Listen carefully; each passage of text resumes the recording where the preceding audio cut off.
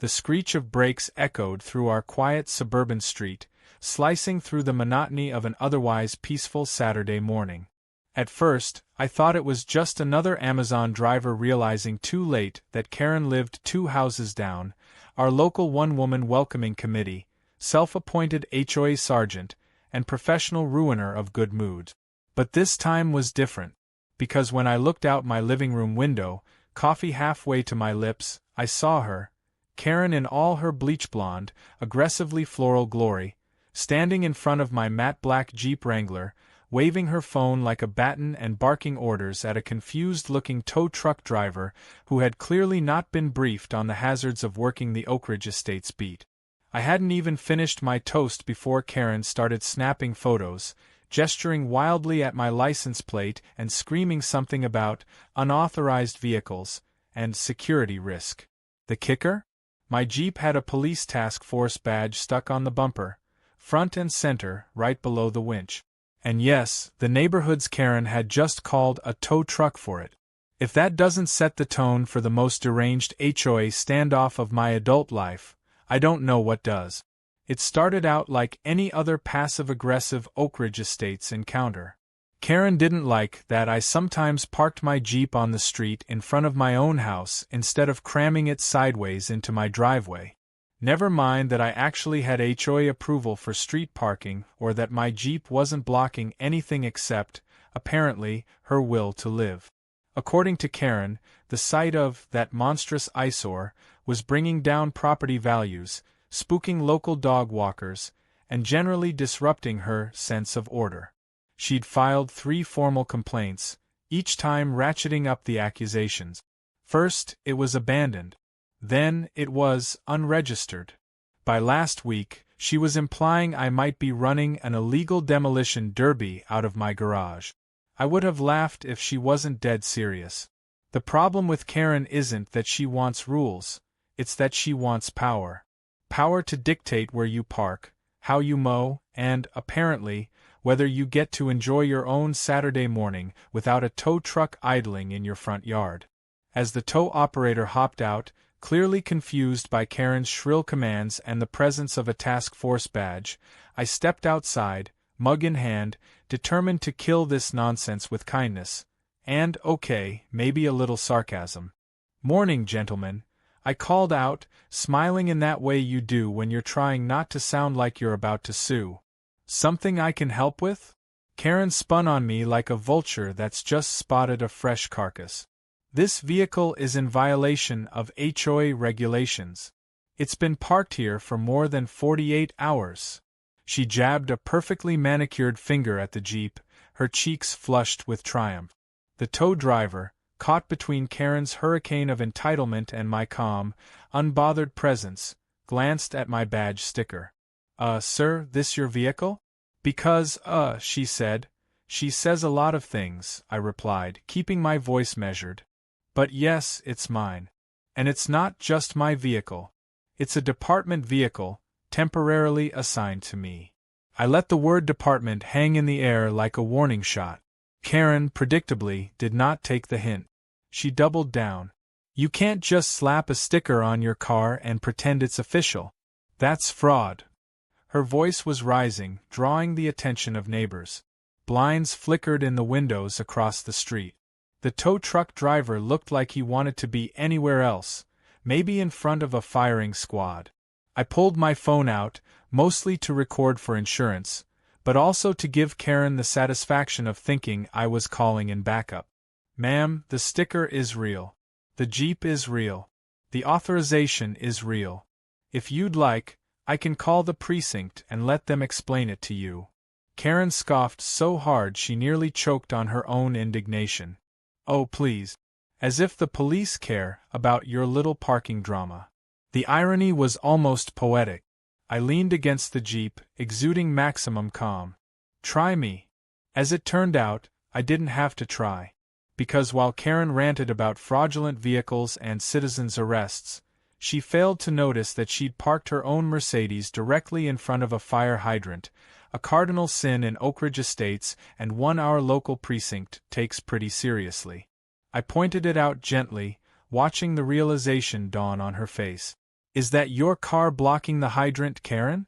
Just want to make sure for the record. She sputtered, lips twitching, eyes darting between my Jeep and her silver S-Class. Well, that's not the point. The point is your Jeep. I didn't say a word. I just let my phone's camera roll, capturing the spectacle. The tow truck driver, sensing the storm brewing, edged away. Sir, I'm gonna need proof of authorization to release this call. Otherwise, I gotta follow through, unless you can show me, like, some ID or something? I produced my badge, watching Karen's mouth drop open. She reached for her own phone, muttering about escalating to law enforcement, and making sure this gets on the record. That was the moment the first squad car pulled up, lights flashing, as if summoned by Karen's wrath. I recognized the officer. Lopez, a friend from the department, who stepped out, took one look at the scene, and grinned. Hey, Karen, he said, his tone way too casual for someone about to witness a suburban meltdown. Everything all right here? She launched into her monologue about illegal parking, threats to public safety, and the general decline of the neighborhood since certain elements moved in. Lopez listened, nodding, never once looking at me. Finally, he asked, So, who called the tow? Karen raised her hand, proud as a kid at a spelling bee. That would be me, officer. I'm enforcing the rules since no one else seems willing to do it. Lopez pulled out his ticket book. Great. I'll just need to get your statement. And since you're here, you can explain why you're parked in front of a hydrant. I wish I could describe the sound Karen made. It was somewhere between a strangled gasp and a yelp, the kind of noise you hear when someone realizes their scheme has backfired spectacularly. But she wasn't done. Not by a long shot. Because as Lopez wrote her a ticket and the tow truck driver apologized to me, Karen started making calls. First to the HOA president, then to the city council, then, unbelievably, to the county sheriff. She was determined to make this the biggest scandal Oak Ridge Estates had ever seen.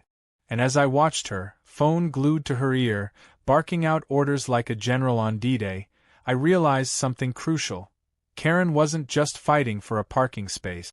She was fighting for her reputation, her control, her place at the top of the neighborhood pecking order. And she was about to go scorched earth to get it back. But what she didn't know was that this little parking skirmish was about to escalate far beyond Oak Ridge Estates. Because thanks to Karen's tenacity, and her habit of calling in every authority she could find, she'd just set off a chain reaction that would pull in the entire local SWAT team before the weekend was over. And believe me, by the time it was all over, there wouldn't be a single soul on our street who hadn't picked a side.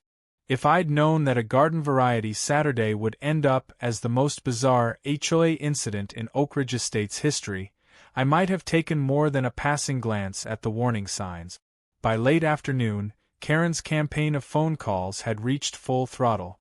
From my front window, I could see her pacing in her driveway, phone pressed tight to her ear, her expression oscillating between pure satisfaction and absolute fury, depending on who was on the other end.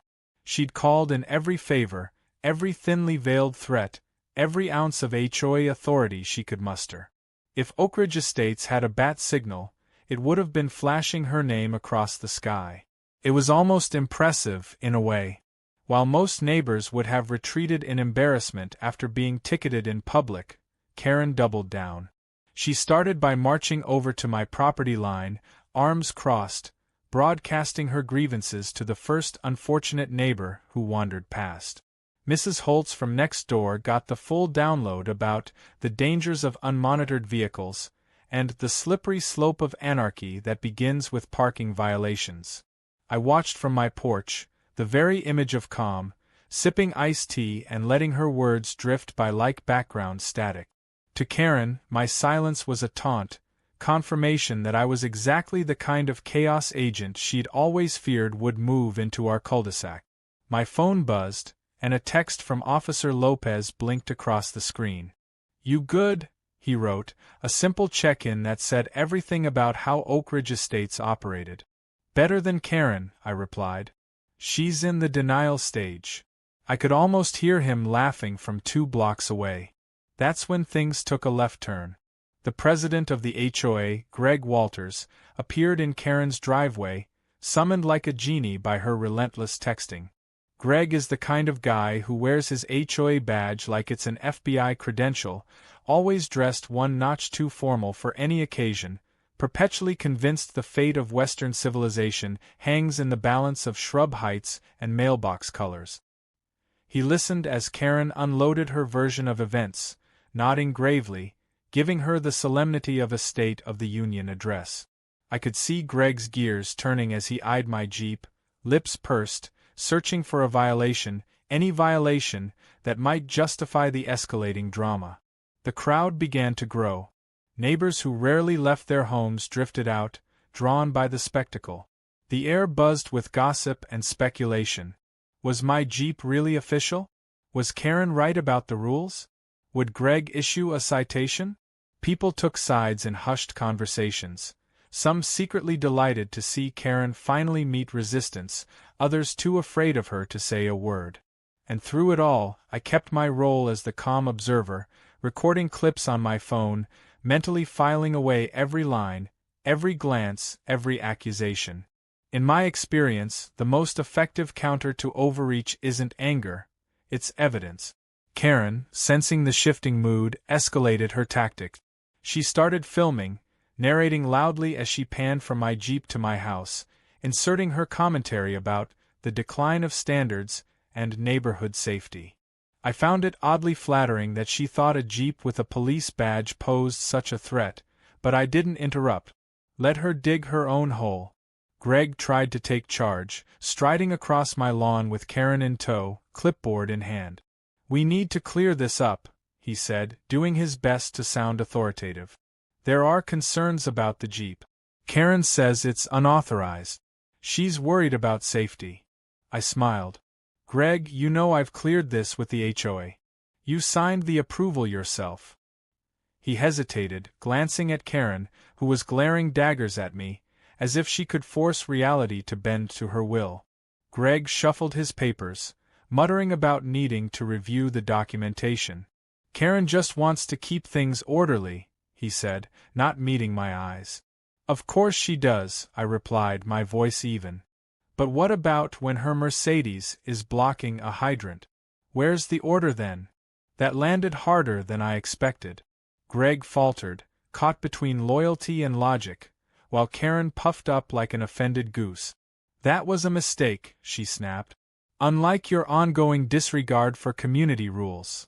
It was becoming clear that Karen wasn't just interested in the letter of the law, she wanted to win, no matter how ridiculous her argument became. Then came the next escalation. 2 more police cruisers rolled up, called by Karen's persistent reports of a suspicious vehicle and an uncooperative resident. I greeted them with the same calm explanation, producing all my paperwork, badge, and department authorization.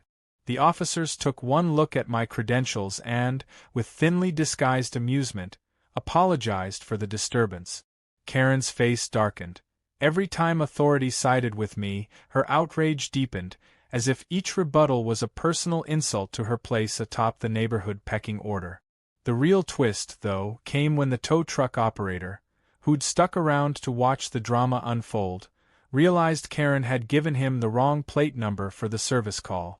Instead of my Jeep, his paperwork listed a completely different vehicle, one that didn't even exist in Oak Ridge Estate. It was classic Karen, so eager to enforce the rules that she tripped over the basics. He tried explaining this to her, but she cut him off, declaring that, sometimes you have to take initiative before the neighborhood falls apart. The crowd murmured, sensing blood in the water. The confrontation reached a new pitch. Greg announced that, since my Jeep was department-issued and I'd followed procedure, the HOA couldn't act, at least not until their next meeting. Karen, undeterred, whipped out her phone and started dialing. "If the HOA won't do their job, I'll find someone who will," she shrieked, her voice echoing down the street. "This isn't over." She called the non-emergency police line. She called the city. She even tried the fire marshal. Each time, the answer was the same. Nothing illegal, nothing actionable, nothing they could do. But with every phone call, Karen's legend grew.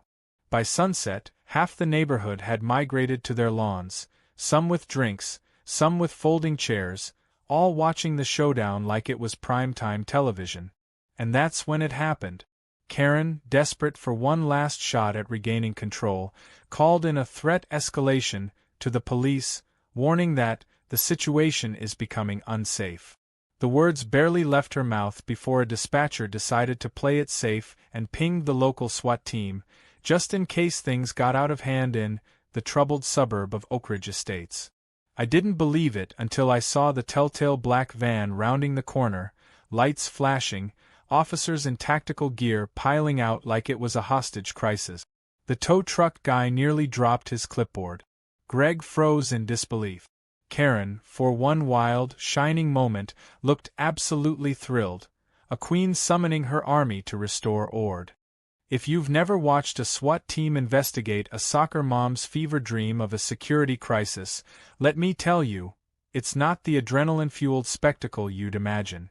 It's a comedy of awkward pauses, half-hearted explanations, and highly trained professionals desperately trying not to laugh in the faces of the very people they're meant to protect. The lead officer, Lieutenant Owens, stepped forward with that measured calm you only get after years of dealing with real emergencies. He gave my Jeep a cursory glance, noted the police department credentials, and then looked at me with a kind of weary recognition. "Sir, is this your vehicle?" he asked, not unkindly. I nodded, handing him my badge and department letter. "Just trying to park at my own house, Lieutenant. Didn't expect the Saturday parade." His lips twitched in a half-smile as he read through the paperwork. Meanwhile, Karen positioned herself front and center, a conductor about to lead her orchestra. "I need you to check the vehicle for stolen property," she declared, gesturing so emphatically I half expected her to pull a muscle. "And investigate possible impersonation of law enforcement. There's been a pattern of intimidation in this neighborhood, and this man," she paused for dramatic effect, "has ignored repeated warnings." The SWAT team exchanged a series of looks, the kind you only see in break rooms when someone's told the world's worst joke. One officer, a rookie judging by the way he tried to hide his amusement, dutifully circled the Jeep, pretending to look for evidence while clearly searching for a way to disappear. Neighbors watched from a growing crowd, some recording, some snickering, all of them riveted. Greg, our HOA president, hovered behind Karen with the nervous energy of a man realizing he'd hitched his wagon to the wrong star. The tow truck operator, bless him, was now so thoroughly done with suburban politics that he sat cross-legged on his flatbed, scrolling through his phone and waiting for someone to tell him who, if anyone, was actually paying for his time.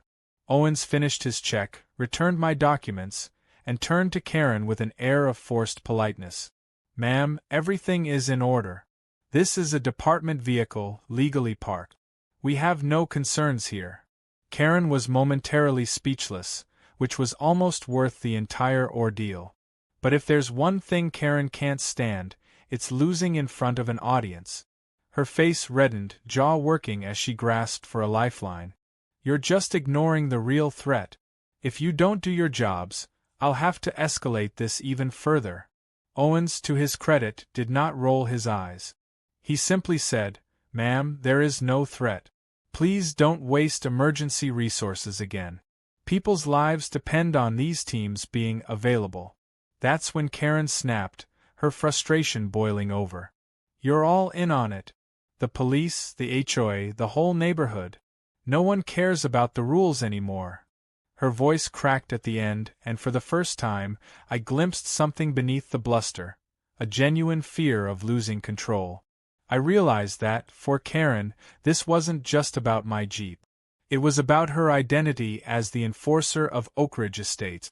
Without her self-appointed authority, she was just another face in the crowd, a fate she clearly found unbearable. But Karen wasn't done. She stormed back to her house, slamming the door with a bang that rattled the windows. Greg awkwardly tried to disperse the crowd, mumbling apologies. The SWAT team melted away, and soon the only reminder of the chaos was the lingering awkwardness and the tow truck driver's persistent engine. The spectacle was over, or so everyone thought. I started to head inside, relief washing over me, when a soft voice called from across the street. It was Mrs. Holtz, clutching her poodle, her eyes wide with concern. "Are you all right?" she asked. "I'm fine," I assured her, offering a gentle smile. "I think the neighborhood drama quota has been filled for the month." She shook her head, her grip tightening on the leash. "Be careful.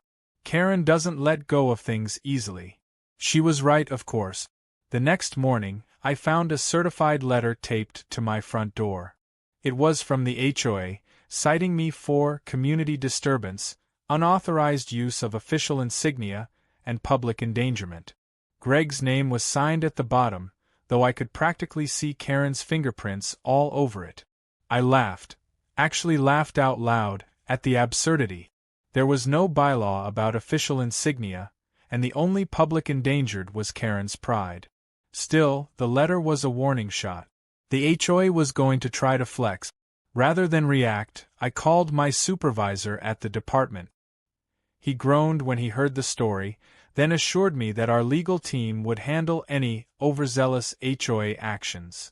In the meantime, he advised me to keep my Jeep right where it was, an official vehicle on official business. "Let them dig their own hole," he said. Sound advice. Sure enough, by mid-afternoon, the HOA had organized an emergency meeting at the clubhouse. The invite, delivered by a trembling teenager who probably regretted signing up for community service hours, made it clear that all residents were encouraged to attend for the safety and unity of Oak Ridge Estates. I considered skipping, but curiosity, and the knowledge that Karen was likely scripting her entire case, got the better of me. The clubhouse was packed. Karen sat at the front, back ramrod straight, a pile of color-coded folders stacked in front of her. Greg opened with a stiff speech about the importance of following procedure and maintaining peace, but Karen quickly hijacked the agenda. She presented a slideshow, yes, a real slideshow, detailing the threats posed by unauthorized vehicles. She showed photos of my Jeep, grainy screenshots of police officers, and even a clip of the SWAT team arriving, which she spun as proof of an escalating security emergency. Every claim was met with a mixture of skepticism and stifled laughter from the audience. When my turn came to respond, I kept my voice level, calmly laying out the fact. The Jeep is an official task force vehicle. All permissions are documented. The only disruption has come from repeated false reports. I showed emails, department paperwork, even a quick video statement from my supervisor explaining the department's needs and the legalities of my parking. Greg shuffled his papers, Karen seethed, and the crowd watched as the reality undercut the narrative she'd spent hours constructing. But I wasn't finished. If the HOA would like to take this further, I concluded, I'm happy to let the department's legal counsel handle it. In the meantime, please refrain from calling emergency services for non-emergencies. There are people who actually need them.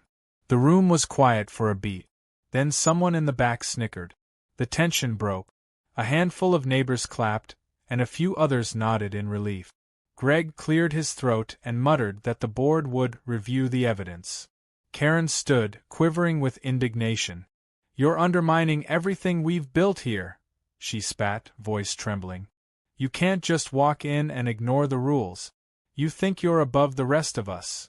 Her words hung in the air, accusation, desperation, and, somewhere underneath, a plea not to be forgotten. If Oak Ridge Estates was ever calm, it was only because Karen hadn't woken up yet. After the emergency meeting, you'd think she might lay low, nurse her wounds, maybe rethink her approach. But Karen was the sort who saw a public defeat as proof the game just needed new rules. The morning after her failed PowerPoint coup, I woke to the sound of an engine idling. Not my Jeep this time, but something heavier, lower, the kind of diesel rumble you feel in your bones. I stepped out onto my porch with coffee in hand and saw a city code enforcement truck parked directly in front of my house. Next to it, Karen stood in a tailored blazer and pearls, a costume change for the role of concerned citizen, speaking animatedly to a stone-faced inspector as she pointed at my Jeep, my driveway, even the mailbox. I watched, bemused, as the inspector approached, clipboard at the ready. "Morning," he said, glancing from Karen to me with the practiced neutrality of someone used to neighborhood disputes. "Just need to do a quick inspection. Received a report about zoning violations and possible unauthorized use of municipal property." The way he said "report" told me everything. He already knew what he was dealing with, and his patience had a time limit. I nodded, offered to show him the department letter again, and invited him to check the Jeep himself. He spent a few minutes inspecting, then handed back my paperwork with a faint smile. "Everything's in order, sir. Sorry for the trouble. We get these calls sometimes." Karen's face went white, then red, then a dangerous shade of purple as the inspector returned to his truck and drove off without so much as a warning. She didn't storm off this time. She stood there, staring at my Jeep, fists clenched at her sides, trying to will the universe into submission. I almost felt bad for her, almost. But before I could turn away, she made a show of pulling out her phone and snapping photos from every angle, narrating into her voice memos as if she were recording evidence for some future lawsuit. I didn't bother engaging. At this point, it was clear Karen wasn't after a solution. She wanted a spectacle, something to prove she could still control the story. That's when the retaliation started. It began small, passive-aggressive HOA emails about neighborly standards and the importance of maintaining community tranquility. Then came the anonymous complaints about noise, strange visitors, even a forged violation notice slipped into my mailbox claiming I was running an illegal business out of my garage. Each accusation was more desperate than the last, a frantic search for something, anything, that would stick. I filed every email, every letter, every scrap of paper, building a dossier worthy of a detective drama. If Karen wanted a fight, she was going to get one, but on my terms, with evidence and calm precision. But the real escalation came 2 days later, when I arrived home to find a hand-delivered summons taped to my door. The HOA was filing for a formal hearing, an actual quasi-judicial session, complete with witnesses and, according to Karen's latest mass email, full investigative powers. She'd lobbied the board into believing that my Jeep posed a security risk so grave it warranted extraordinary measures. According to the packet, I was to present myself and any evidence to a panel of board members, HOA lawyers, and a neighborhood security consultant, whose credentials, I later discovered, included a 6-week online course and a badge purchased on eBay. The neighborhood was buzzing. People speculated in driveways, debated in online forums, and, because this is suburbia, started taking sides with the kind of gusto usually reserved for presidential elections.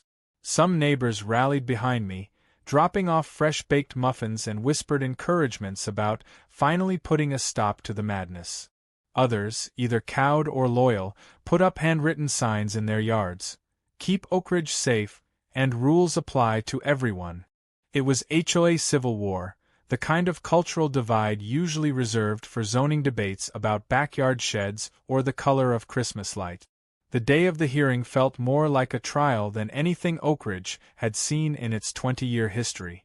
The clubhouse was packed, the board seated behind a long folding table, Karen front and center, notes stacked in front of her like a defense attorney in a high-profile case. The security consultant sat beside her, looking deeply uncomfortable in a polyester suit 2 sizes too big. I walked in, calm, holding my own folder, emails, letters, photographs, and the piece de resistance, a signed statement from the police department's legal team confirming everything about the Jeep, my assignment, and my adherence to the law.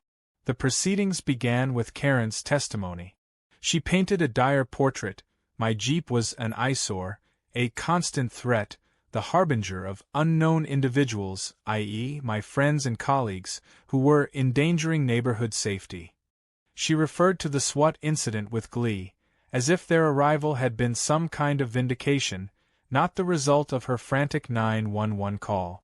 The security consultant nodded along, reciting vague jargon about risk assessments and community cohesion, but even the board members looked bored by the time Karen reached page 5 of her statement.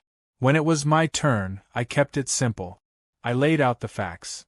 I had official authorization, the HOA had approved my vehicle, and all accusations were based on Karen's personal vendetta, not reality.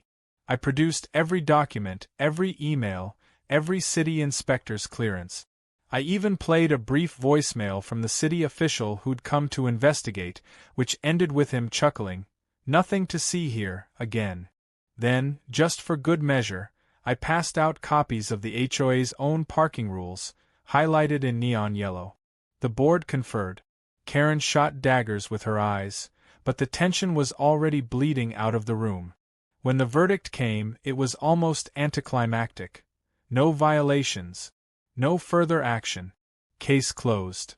A smattering of applause broke out from the back of the room. Some people booed. The security consultant tried to quietly slip out, his fake badge flashing in the light. But Karen wasn't finished, not even close. As people began to file out, she cornered me near the exit, voice pitched low and tight. "You think you've won, but this isn't over. I'll find something. I always do." I looked her in the eye and let the silence hang. "You're right, Karen," I said quietly. "You always find something because you can't stand not being in control. But sometimes, the harder you squeeze, the less you hold on to." Her expression flickered, just for a second, between anger and something like heartbreak. Then the mask snapped back and she stalked off, already plotting her next move. That night, Oak Ridge Estates felt like a town after a tornado. Some neighbors celebrated, others sulked, but no one really relaxed.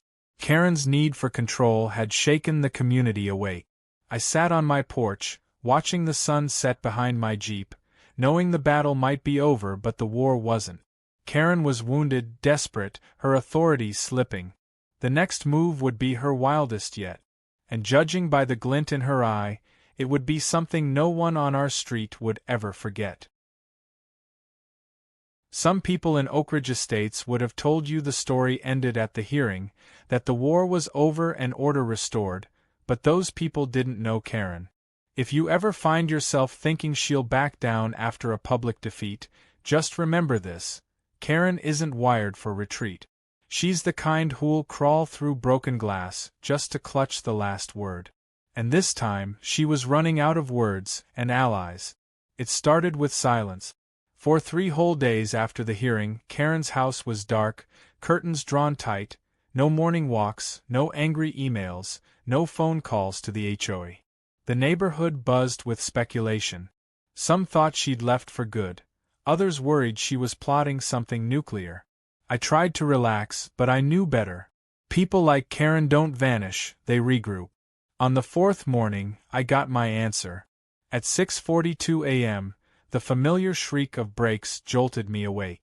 I pulled the curtain aside just in time to see a different tow truck this time, a bigger one, emblazoned with a national chain, backing up to my Jeep.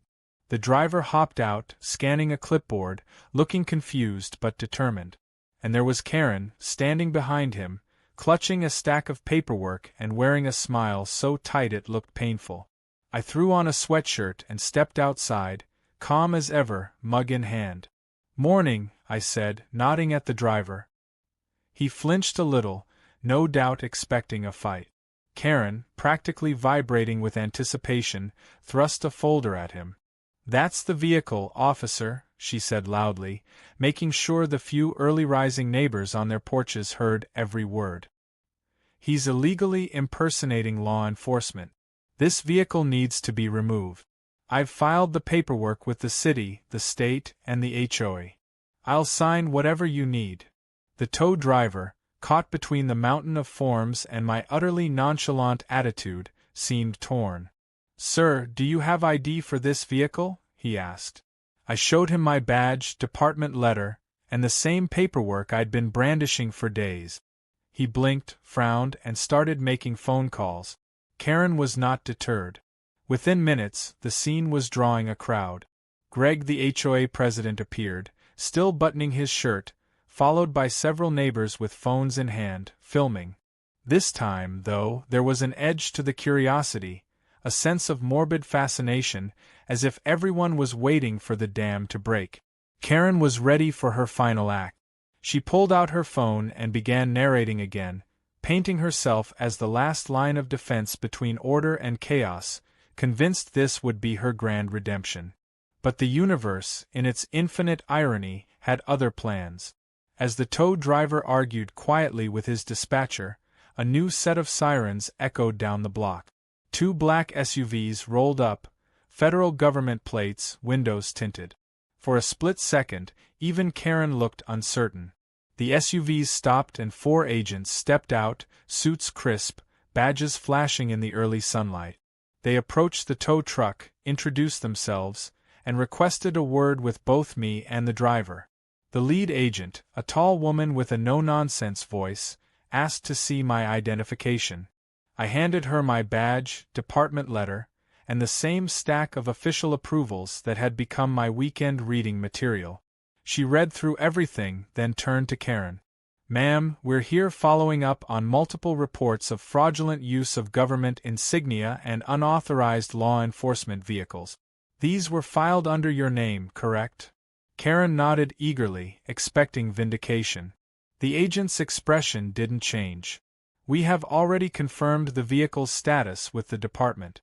All documentation is in order. No further action is necessary." She handed everything back to me, then turned to the tow truck driver. "If you attempt to move this vehicle, you will be interfering with a federal investigation. You are not authorized to touch it." The tow driver looked like he wanted to sink into the pavement. Karen went white. For the first time since this saga began, she had nothing to say. The agents turned to her, all business. "Ma'am, you have filed numerous false and misleading reports. This is a misuse of emergency and federal resources. You are now under formal warning. Further complaints without cause may result in prosecution." The crowd, previously murmuring, fell dead silent. I could see neighbors' eyes widen as Karen's grip on the situation finally, unmistakably slipped. For once, Greg didn't look at me. He looked at Karen, realization dawning that the HOA's champion had just become its liability. Karen tried one more time to rally, her voice shaky, hands fluttering. "But he's dangerous. You don't know what you're letting into our neighborhood." The lead agent's gaze was cold steel. "Ma'am, this resident is a law enforcement officer conducting authorized work. This is your last warning. Do not interfere again." With that, the agents returned to their SUVs, engines rumbling as they pulled away. The tow truck left seconds later, the driver avoiding Karen's glare. The spell was broken. Karen, frozen on the curb, tried to summon the same righteous indignation that had fueled her crusade, but it was gone. The crowd slowly dispersed, a few neighbors shaking their heads, some exchanging glances that said everything. The legendary Karen, the terror of Oak Ridge Estates, had finally met a wall she couldn't climb. Greg walked over, rubbing his temples, and said quietly, "I think we'll be revisiting some board policies." There was no more thunder in his voice. The days that followed felt surreal. For the first time since moving in, I could walk to my Jeep without feeling watched. The barrage of emails stopped. A few neighbors knocked on my door to apologize, others to thank me, more to simply gossip about the end of an era. Even the HOA board began circulating memos about restoring community spirit and focusing on positive engagement. Oak Ridge Estates had finally found something scarier than Karen: accountability. As for Karen, she withdrew into her house, her routines vanishing. I heard rumors that she was considering selling, maybe moving somewhere she could start fresh, somewhere her reputation wasn't legend. The few times our paths crossed, she barely looked my way. If I felt any satisfaction, it was tinged with something else. Pity, maybe, or the dull ache of having watched someone lose themselves to the very control they crave. Life in Oak Ridge returned to normal, or as normal as it ever gets in a place run by committees and unwritten codes. My Jeep kept its parking spot, the sun rose and set, and the neighborhood was quieter, less from fear, more from relief. People started waving again, chatting on sidewalks, mowing their lawns with less urgency. Peace, it turned out, wasn't about who enforced the rules, but about not needing anyone to. Every so often, I'd see someone glance at my Jeep and smile, a silent thank you for surviving the Karen storm. Sometimes I'd catch my own reflection in its window, remembering how close I'd come to letting someone else's chaos run my life. But I hadn't, and neither had Oak Ridge Estates, not really. We'd all stood our ground in our own ways. And as for Karen, well, every neighborhood has one. The trick is knowing how to weather the storm, and when to let it pass, even if it arrives towing a truck, a clipboard, or a SWAT team in its wake.